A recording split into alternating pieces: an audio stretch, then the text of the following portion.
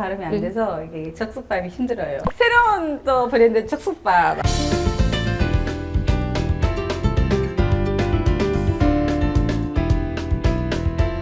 1인 가구를 위한 집밥 레시피 두 번째 시간, 여러분과 함께할 빛나는 솔로 이진입니다. 그리고 오늘도 어김없이 옆에 와 계주신 오늘 또 1인 가구를 위한 집밥 레시피를 선수할 요리 연구가 강지연입니다.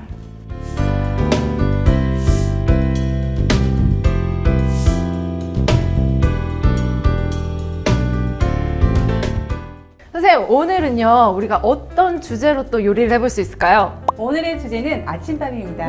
밥 짓기가 키워드인 것 같네요. 네, 맞습니다. 선생님, 어떤 컨디션 좋은 날은요 밥이 맛있어요. 근데 어떤 날은요 밥이 질어요. 어떻게 해야 되는 거예요? 네, 밥은 기본적으로 뭐 햅쌀, 묵은쌀 이렇게 나누지 마시고 네. 그냥 쌀을 불리기 전 쌀과 물량을 1대1로 생각하시면 무난하게 지으실 수가 있습니다. 요즘에는 그 흰쌀밥보다는 그렇죠. 잡곡밥을 많이 먹잖아요. 건강을 또 챙겨야 네, 되니까. 그렇죠. 오늘은 현미와 네. 일반 맵쌀을 반반 섞어서 네, 네. 2컵 정도의 밥을 지어볼게요. 네, 좋습니다, 선생님. 이 현미쌀과 맵쌀을 준비했고 네.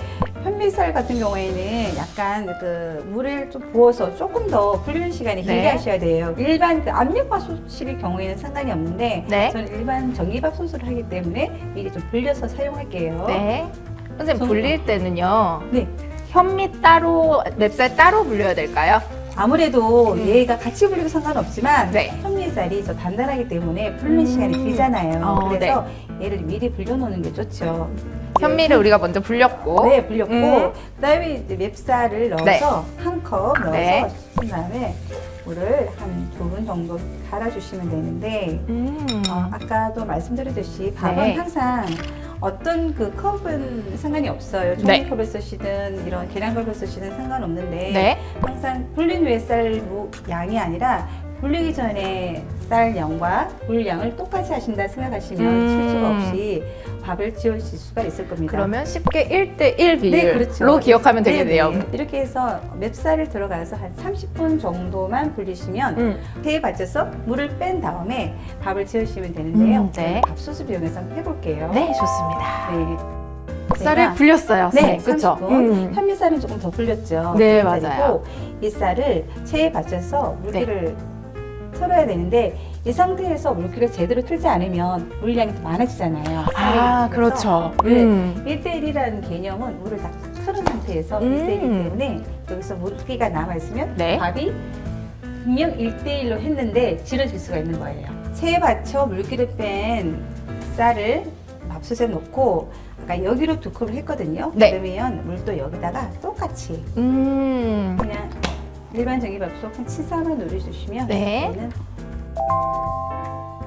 밥이 드디어 완성됐습니다. 네, 완성되어서 저희가 햇반 홈메이드 즉석밥 즉석밥. 네, 만들어 볼게요. 와, 밥이 정말 잘 됐네요. 바로 강화유리에 넣게 되면 따로 그릇에 옮기지 않고 밥 전자레인지에 네. 바로 돌릴 수가 네, 있어요. 맞아요. 근데 냉동된 상태에서 바로 털는 것보다 네. 내일 아침에 먹어야겠다. 음. 그러면은 저녁에 꺼내 놓고 주무세요. 알겠습니다.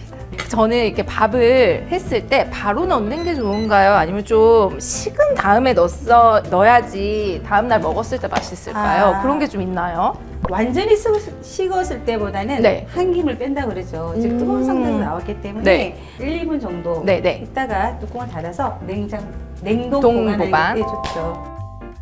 간편하게 차린 아침 한상, 하루를 시작하는데 필요한 에너지를 채우는 시간이니까요. 아무리 바쁘더라도 아침밥은 꼭 챙겨 드세요. 오늘도 만나는 하루 보내세요.